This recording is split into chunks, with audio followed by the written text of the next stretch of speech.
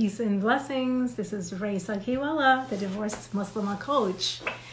And I'm talking about a topic today that plays really heavy on the hearts of moms. I'm talking about mom guilt here, right? And if you're a mom, then you can relate to this. I'm sure you can relate, because I think as mothers, there's always something that we can find to feel guilty about. Women, no matter how old you are, we have different seasons in our life, right? So it's really about like embracing the different seasons that you have in your life, and understanding that understanding which season am I in, understanding what my priorities are, what's important to me. And I think we're just not taught how to do that type of work, where it's just like go, you got to do this, you got to go to school, you got to graduate, you got to get married by a certain age, and then you got to have kids by a certain age. And it's like you're just constantly doing the next thing that you're expected to do, that's coming in line for you, that the time to really evaluate what's my priorities, where am I at in life, what are my responsibilities, right? Because part of being a mother, there's a lot of responsibility. And we rise to the occasion. We rise to the role that we're in being a mother. So, but the thing is that from working with all the moms that I do, I feel like that is the number one thing that women really struggle with. And especially since, like, in the culture that we live in, it's like you have to look a certain way, your house has to look a certain way, your kids have to behave a certain way, your kids have to go to a certain type of school, they have to have certain grades, they have to be in certain activities, they have to be playing certain sports, and that's a lot to manage. And there's this book that I got. It's in my bookshelf. There's this book that I got when my oldest was like under 5, I think. This was like 17 years ago. And everyone was doing this, and I had this book that was called The Overscheduled Child. And it was, we talk about moms getting burned out, but children get burned out too. Working with the women who are going through divorce, the guilt is really specific to that, in terms of are my choices or my decisions, my actions, how are they going to impact my child? Is my child going to feel sad, upset?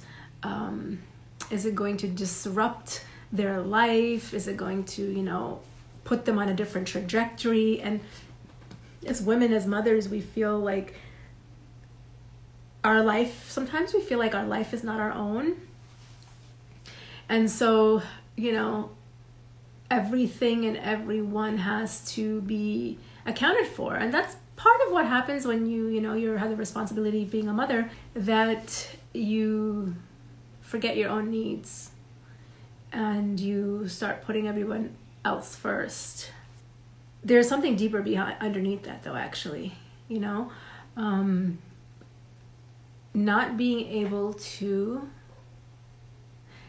acknowledge your own needs as a mother, but also as a woman, as an individual, as a human being, right, is part of our self-responsibility. And if we're not able to do that for ourselves, there's nobody else that can do that for us.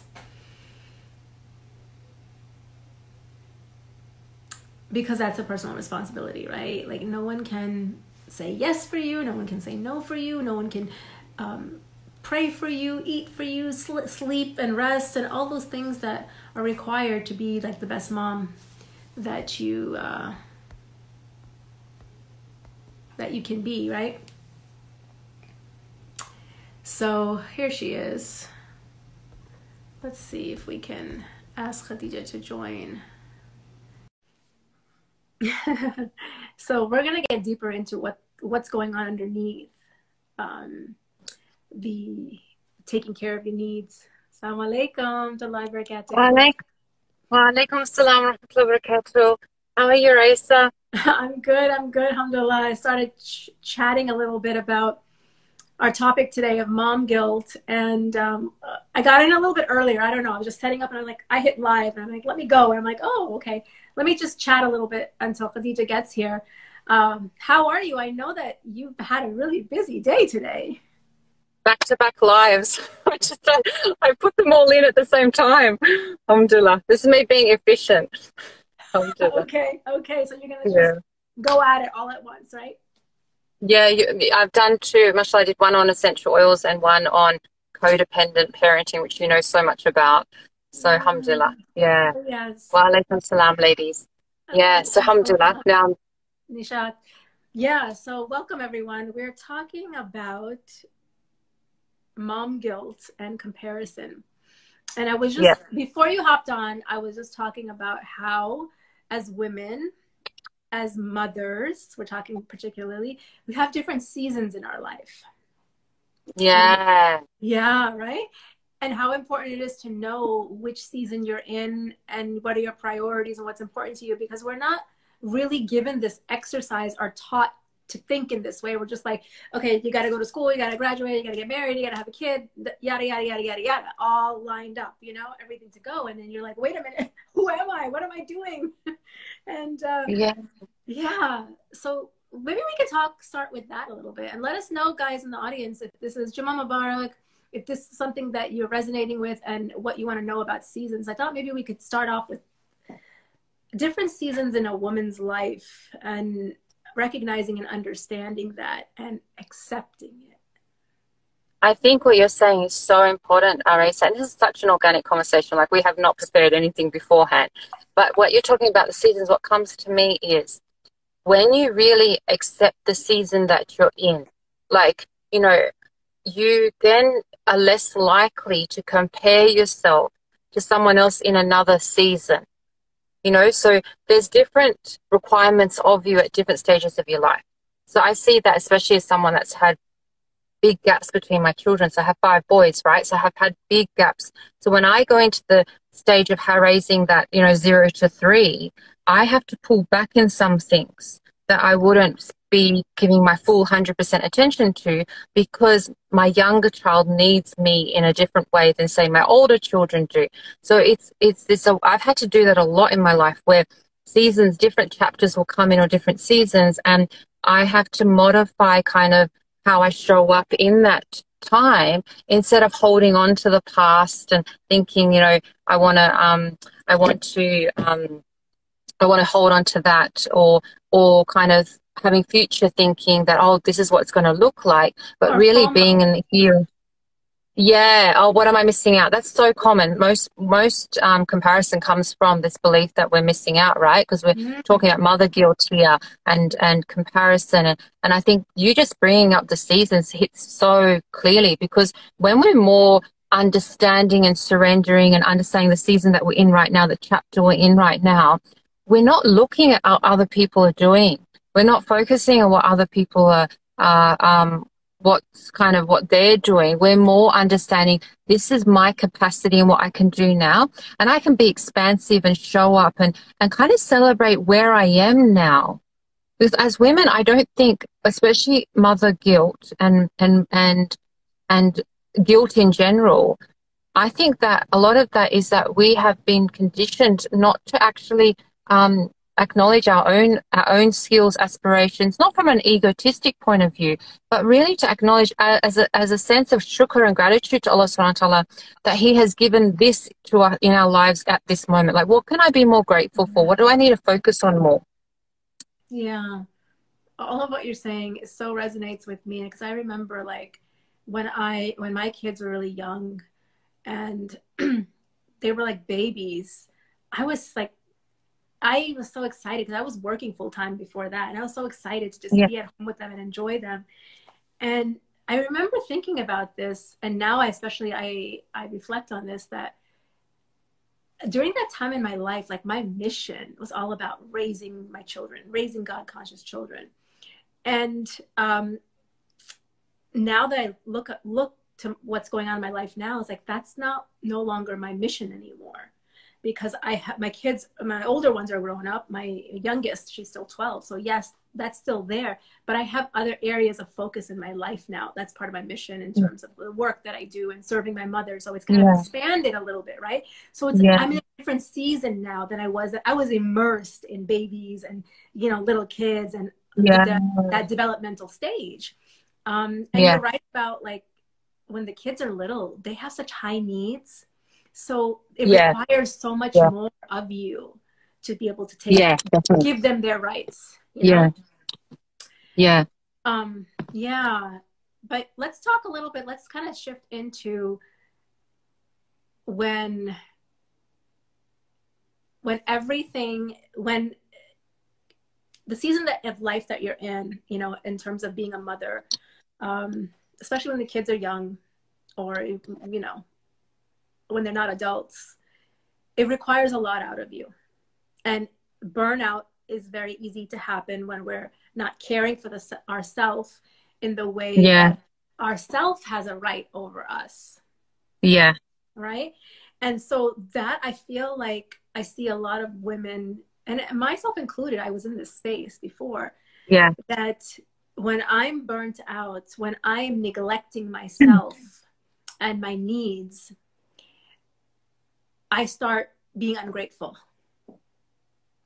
And I start looking, oh, well, her life is like this, their kids are like this.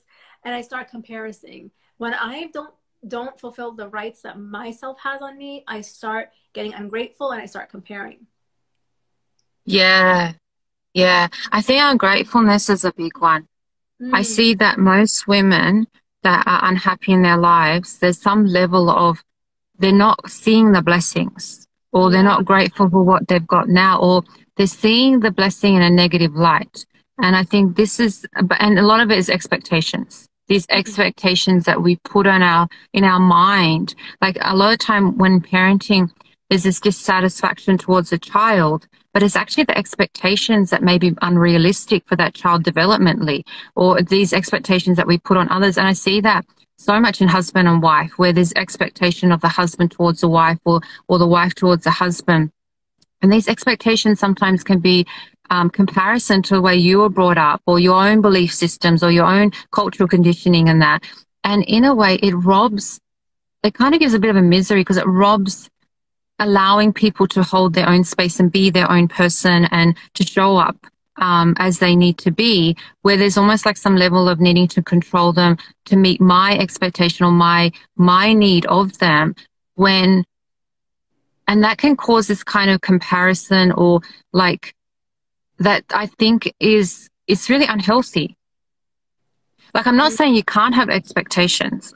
I'm just saying that you have to be open to that sometimes the expectations that we put on other people, or that we put on ourselves, they hold us back, or they don't allow people to be, to show up in their own space. Like, people have to censor themselves around others because of their expectations or comparisons.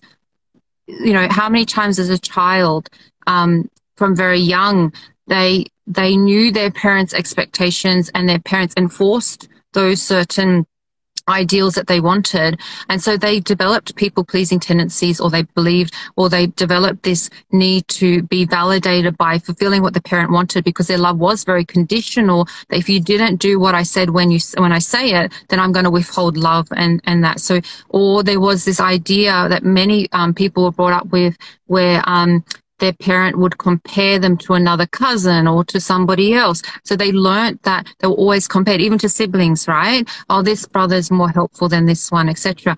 And so they then grew up where they could have developed already a jealousy towards, or a feelings of feeling guilty for not doing enough or being enough according to their parents' standard or expectation from a very young child. And then that shows up as an adult, as you naturally will start comparing yourself, or feeling guilty for not meeting the expectations other people have on you.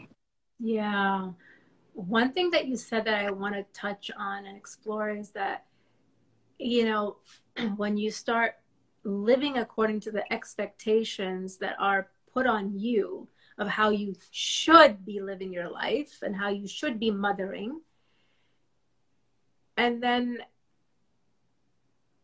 as you start living that way, and then start, you know, then you fall into comparison too. One thing that you said was not feeling good enough. I think that's so tied into, like, I know I used to feel this way, and I coach a lot of mothers where this is the underlying root cause.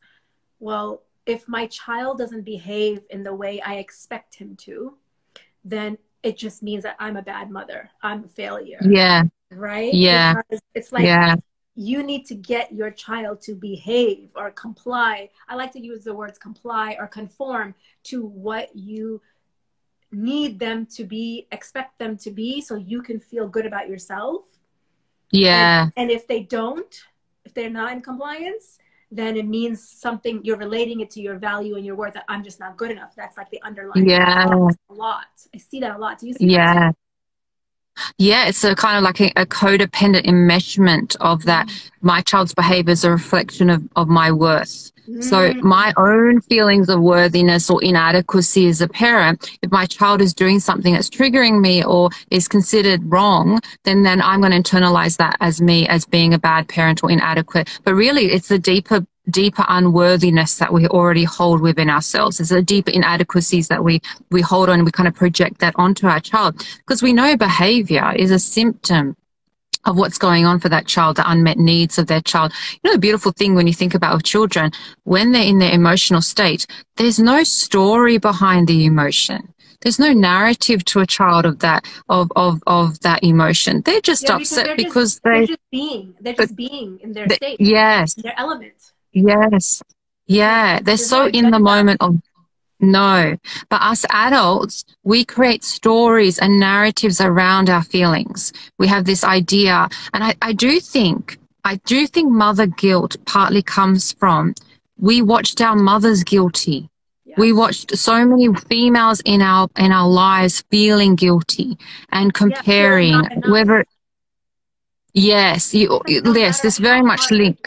Yeah. It's like, no matter how much they work, how hard they try, how much they give, you know, it's like that people-pleasing tendency, give and give and give and give until you're neglected and depleted and you're running on fumes. But no matter what you do, you never feel like, oh, I did good, or I'm doing my best, or I'm enough. Yeah. What you said, it's like, it's the underlying core belief. It's the belief that operates, that runs everything. Exactly. Yeah. And what you're talking about is basically the cultural conditioning that we're meant to be in martyrdom. We're meant to be self-sacrificial. We're meant to be self-abandoning. And it's almost like I've got to prove, a proving energy, that I've got to prove that I'm worthy, that I've got to prove if I'm productive, then I am of worth. And so these messages that we've received, if we don't start examining them, we're going to always feel guilty. Because we're going to be stuck in these kind of stories that actually don't serve us and are actually not true and not should be made of us. I think it's almost like a generational change. When you start doing the inner work and you start becoming more aware of what are the beliefs and stories I've actually held on to that were passed on to me, that actually don't support me, that don't help me to show up as a believer, that don't help me to show up as a mother, wife, whatever the roles that we're in, but really just show up for myself.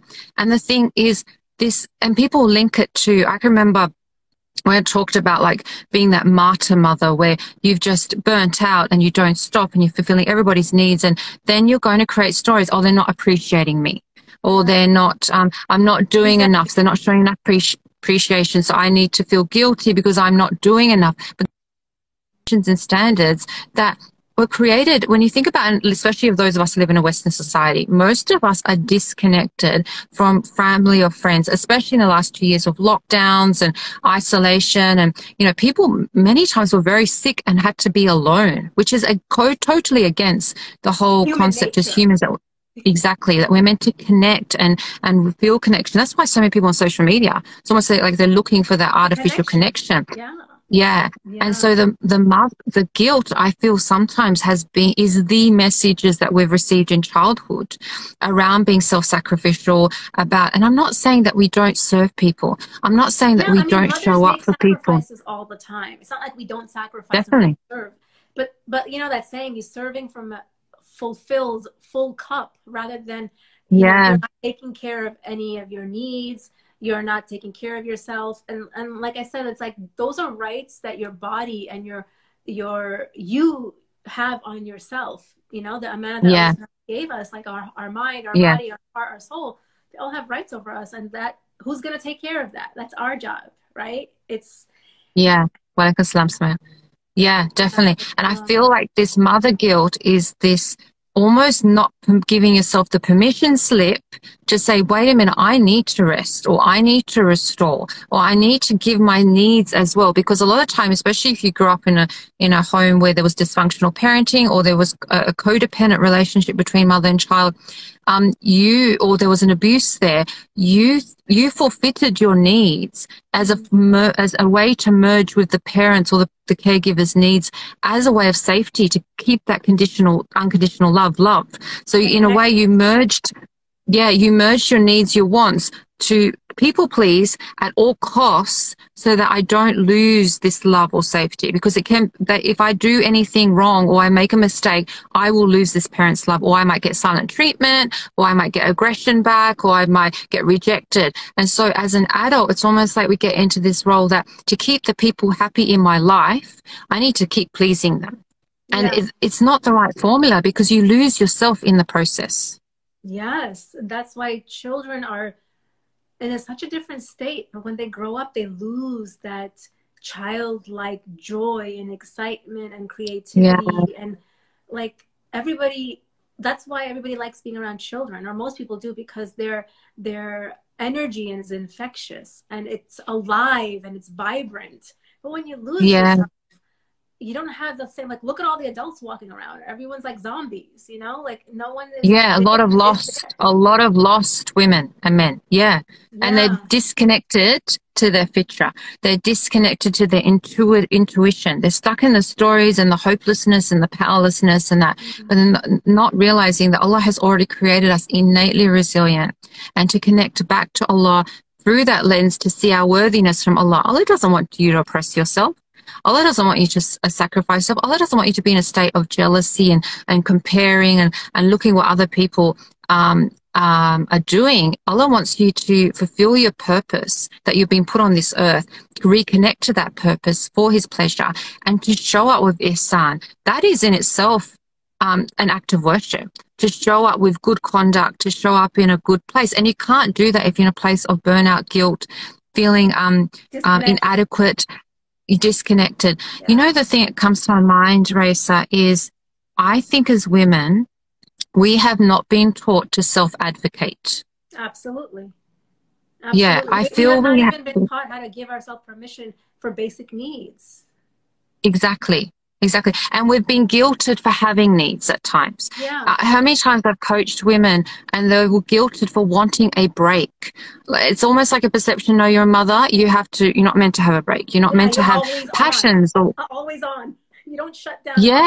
And the thing is, if any brothers ever listening to this, when your wife actually has a break, she actually feels more fulfilled, more rejuvenated. She comes back into that role of a mother, wife, whatever the roles that we've been given, in a more fulfilled state, because she was able to just rejuvenate and rest. Rejuvenation and rest is actually...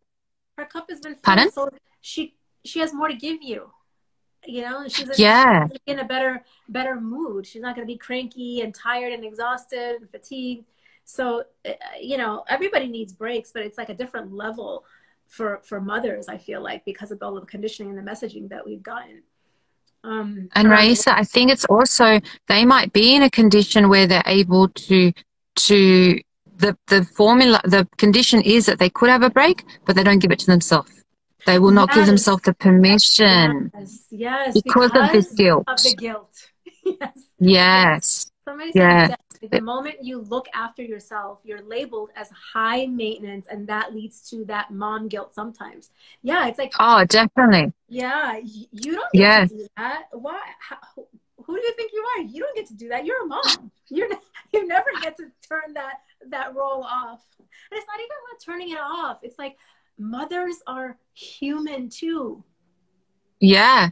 Yeah. I literally did a 4-year degree over 8 years between having 3 kids because I needed that intellectual stimulation. I wanted that. It didn't impact on and I remember one comment. I was raising my kids plus going to uni. I was online, so I was external student. So I pretty much study at night when they go to sleep or early fajr, right? So I made it work. I had good balance. And I remember one sister saying to me, oh, I'm not studying or working because you should be just focusing on your children. Shouldn't be studying or working.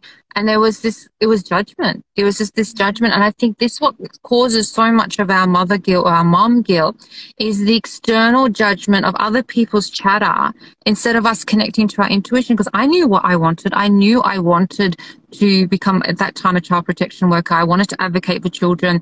I was very big about thriving Muslim families. And so that was my goal, that was something I wanted to work towards. And so working towards that meant my children still fulfill their needs and the purpose and everything, but I needed that as well because Allah put that desire in my heart to do that. So when we box mothers into thinking that you are meant to, your only and primary role is to raise these children, no, they also are meant to have a father that raises them. And in most cases, that's unfortunately not there because so many women become single mothers. So there's even more responsibility on them. Or they remarry and they're still responsible for their children and they have to deal with still their financial needs and everything. So we have so many responsibilities on us as women. So having a break is so essential for our own mental and emotional well-being, but also not getting obsessed with attachment of having that break because it's like, oh, I didn't have the break, so I'm not okay. Because that can be the other equation that happens. I haven't had a break for the last few weeks except for today, and I'm doing lives and I'm finally getting my hair done after. It's not really, it's work, right? And I can feel the difference because I'm feeling the burnout this week. I'm feeling the, doing extra drop-offs, pickups and everything. And I'm reminding myself, Allah give me, it reminds me that dua of Musa alayhi salam, that, Allah give me the, what good I'm in need of. Allah give me that need so I can function well in that. And asking Allah for good sleep so I'm able to rejuvenate and get back into it. But it's like we're not robots. We're humans, it's okay for us to give ourselves permission. If someone around you is not giving you permission to have a time out or to take a step away or even just to give yourself, I always say to women, giving yourself those pocket size breaks. This is you advocating for yourself. This is you not oppressing yourself. This is you advocating for your needs and wants. That is Islamically is completely, Allah does not want you to be depleted, oppressed. He doesn't want you to oppress yourself by not also articulating and focusing what you need as well. You are human. You are just as valuable. You are just as worthy. And your children, this is a big thing. I have 5 boys. This is my example to them, that you're not having a burnt out mother that just fulfills all your whims and desires whenever you want. You have a mother that also says, I need you to be a team player here and help out. I need you to see that mum's tired tonight and I need you to help out with this thing. So they understand that I also have needs. I also have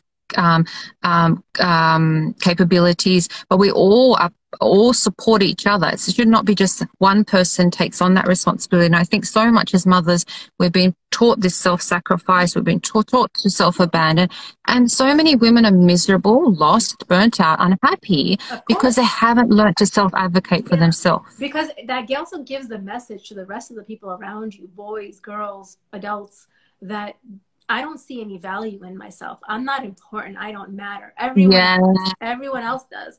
Everyone else comes first. Like a child could be much more important than the mother. Like I'm not important in this. And that's underneath the message that they're being received to as well. And then when they grow up, they expect the same thing out of their, wife or other women in their family. And it's just the same patterns that keep getting passed down until somebody wakes up and says, no, wait a minute, this is not okay. I'm struggling. And why am I struggling? And looking in deeper into yourself. And as you say, like, doing that inner work of understanding, why am I doing what I'm doing?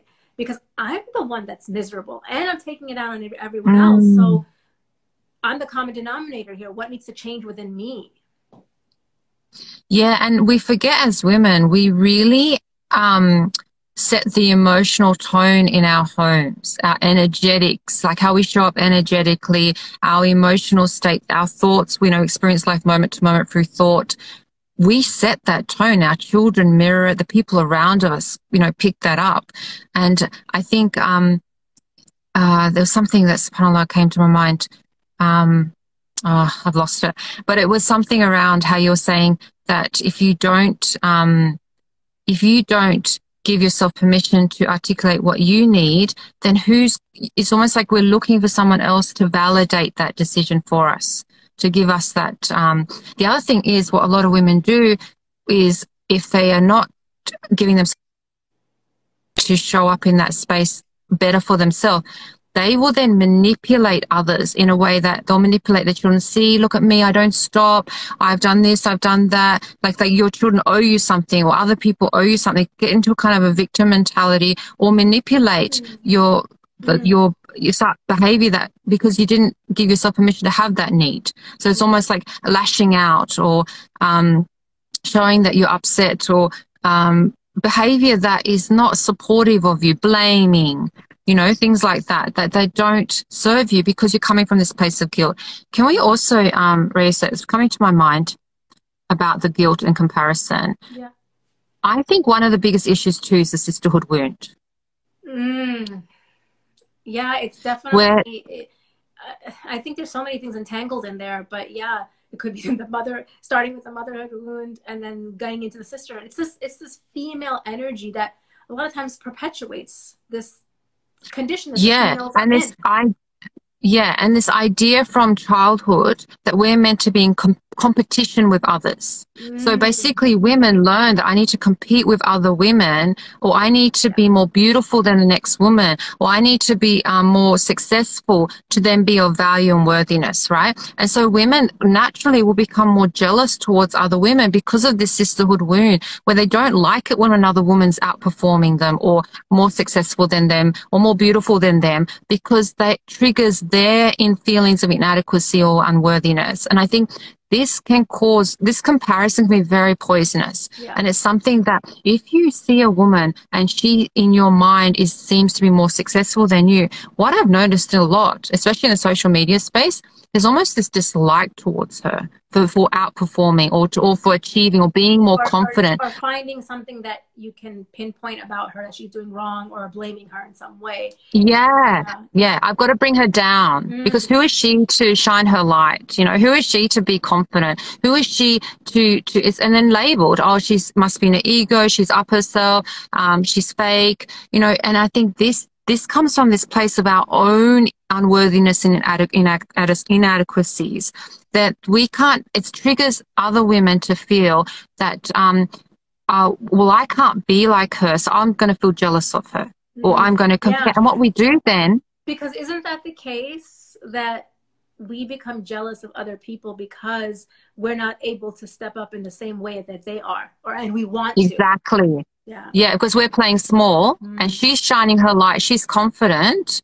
So I need to be jealous of her, or not like her, or hate on her because I can't be like her. And that is not an Islamic concept. No, it's our deen. Our deen is meant you love for your sister what you love for yourself. Right. You know, I want this. This is a really important thing, the sisterhood wound, because I see it so much in women's relationships with each other. I even see it between mother-daughter dynamics, where the mother resents her daughter for being more successful than her. I see it with sisters, where sisters are upset, oh, she got a richer husband, or she got a better body than me. And so it stems, this is kind of like this sickness that is passed on, or, you know, she's more beautiful than me. And it's really, really destructive, because you don't see the test in the blessing. No. In every blessing that Allah has given anyone, there is a test in that blessing. So I'll give you an example. My sister has an autoimmune disease. And so her autoimmune disease, like, she gets really thin at times. And she'll have sisters come up to her and be like, oh my God, you're so thin. How do you do it? Oh my God, you know, all these comments. And she's like, do you want to be awake all night, feel like vomiting, and you can't eat food? like her whole life is she has to be careful what she eats, because the second she eats the wrong food, that's it. She's in for hours in pain and needs to, you know, in extreme stomach pain, and has to cancel things and not function in life. And so someone's in with this kind of like, it's not fair, you know, you're always thinner than me. And it's like, they don't understand. The test is, the autoimmune disease that she has is that she can't gain weight, right? So people don't see, they see the blessing and they might be jealous of the blessing, or they compare, oh, her husband does this, or she's a single mom, she gets to do that, whatever they're making the comparisons around, but they don't see the tests. They don't see the test the person's going through. They only see the blessing, and that's kind of an ungratefulness to Allah subhanahu wa ta'ala, because you don't know what blessing Allah has given someone, and you don't know what test they're experiencing with that blessing. And it's also saying that Allah did not plan best for that person. Yeah. So it's almost, yeah. SubhanAllah, that's so true. It's when we keep looking outside of ourselves, and because we don't want to look inside, because that would be too much work, or that would be too painful to have to accept the truth about our own self and where we need to change. And I think if we focus on what's going on inside rather than what is everyone else doing, we'd all be in a little better situation. Yeah, it's stepping up and taking responsibility for your life. It's stepping up and taking responsibility. What is the vision and purpose for my life?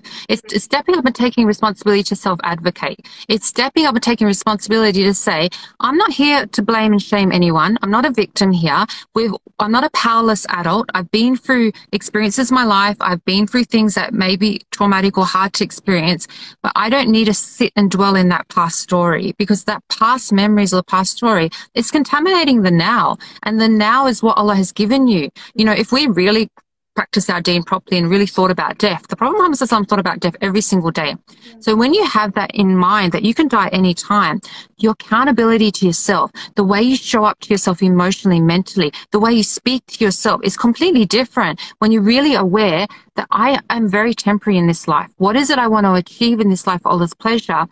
And so you're not, because that comparison guilt keeps you in a place where you're looking at what everyone else is doing, but you're not focusing on your own stuff, your own ability. And Allah has not been unjust to any of us. He has given each and all of us different skills and abilities.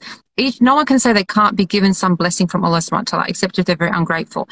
But we've all been given different blessings, and yeah, we get tested. This is part of the condition of this dunya, is that we will be tested in many different ways. But we can sit in that kind of feeling of guilt, and it's not fair, and it's like that negative vibration, right? Or we can step up. Yeah, and we're not going to be asked, what did this person do with that person? We're going to be asked, what did you do with all the blessings that you gave? You know? Yeah. And if we're too busy being jealous or being comparison and having that negative energy internally, we're not, how are we going to answer that question? That requires a level of introspective to actually stop. So there was a question here that says, how do you stop the self-talk and expectation that we have been conditioned to be kinder to ourselves and to accept the chapter we are in our life? I think that's a great question. And I would say 2 words: conscious awareness. And for that, you have to either join the Khadijah or my program, and we'll show you how to do that. That's a plug now. Did you have anything to add to that, Khadijah? The self-talk and the cultural condition, it's layers. So undoing those layers, unpacking those layers, and that's why both of us do long coaching. Like mine is 7 months. I'm not sure how long you're coaching. Yeah. It's unpacking, because there's so many layers. The women, both of us watch the women just change as they unpack the layers. They unpack the cultural conditioning, the thoughts, the beliefs that have not served them anymore, the outcome thinking that is not supportive of them. When you are continuously coaching or unpacking it, and both me and Rayesa had to do that for years and still do that, where you're checking in and you're unpacking things, you're able then to see things from more clarity, from your deeper wisdom that Allah subhanahu wa ta'ala has put into your intuition, and be less affected to take what other people say and do personally. It's so freeing. It's so freeing, and it's so achievable. Yes, and this journey to not even stop the self-talk, because we never stop the self-talk, but No. we become aware of it. And that's why I said conscious Yes. awareness, right? Yes. And we become aware of it, and we see that we have a choice in that moment of how we want to proceed, how we want to think, how we want to Yeah. behave. And it's really a journey of being and becoming, like Yes. sitting and being you, rather than doing this and doing that and doing Yeah. this role and doing that role, right? Which Yeah. is what most Yeah. people are doing. And so it Yeah. is. Yeah. They're on autopilot and numbing, Yeah. avoiding Right. what they need to actually focus on. Yeah. Yeah. It's easier So it's a to journey. do that. I would say it's a real journey. So Yeah. feel free Yeah. to reach out to either one of us to find Yeah. out more about Yeah. what that journey could look like for you.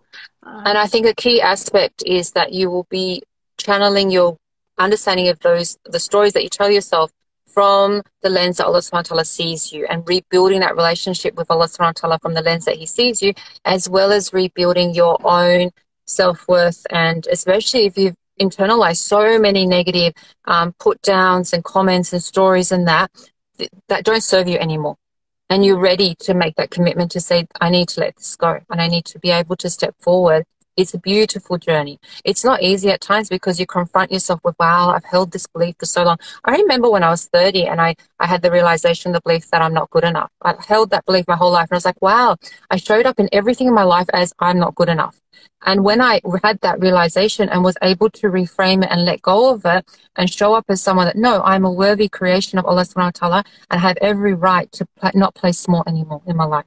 To show up and show Allah on the Day of Judgment that these are the things that I tried to do to please you, whatever they are, in whatever role I am, that changes you because you're holding yourself in a different worthiness. Inshallah. Rayesa, did you want to wrap up and have any last words around mother guilt and comparison? Yeah, actually, I think, the biggest thing is, like we talked about a lot, we went into all different directions and we went really deep. And I think the biggest thing is like knowing that it's such an honor to be a mother. There's so many people who wish that they could be mothers, but they're not able to for some reason or another. And there's a blessing in that, and acknowledging that and accepting that, like what phase you're in of life, what phase of being a woman that you're in. And the responsibility and the privilege of being a mother is a huge thing, because you're raising a human being who's going to go out into the world and fulfill their purpose as well. That is so undervalued, and that is like in Allah's eyes, that's why mothers are given such high status, because they have such an important job that the whole of society has to be grateful to them, because they're the most productive people. They're growing, they're nurturing, they're birthing, they're raising human beings into adults. It's a 25-year process.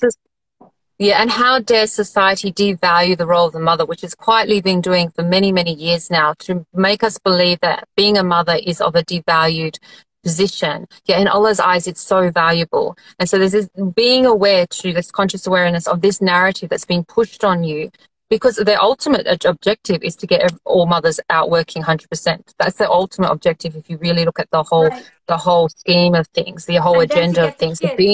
Yes, and then what happens to the kids? The disconnect. Shuffle them all in school, so we can manipulate their mind and condition them the way we want them to be conditioned.